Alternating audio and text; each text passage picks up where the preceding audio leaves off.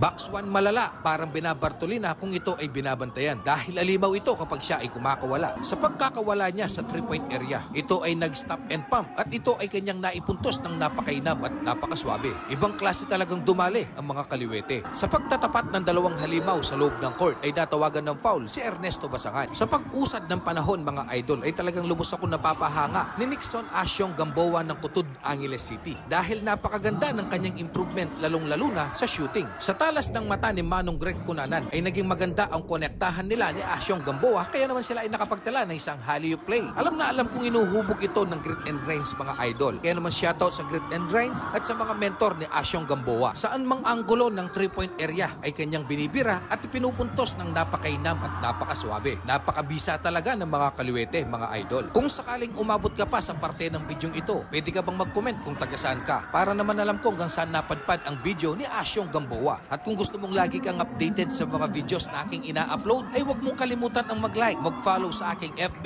page at mag-shares ng aking mga videos. Maraming salamat. Para lamang sa kaalaman ng iba, si Asyong ay panandaliang nanahimik sa social media dahil ito ay nag-quit muna sa basketball sa kadahilan ng pagkaka-injury niya mga idol. Ngunit sa kanyang pagbabalik ay talagang nagmistula itong mabangis na hayop at handa na itong harapin kahit sino pang ngalimaw ang sasalubong sa kanya. Asyong Gamboa, luwid ko.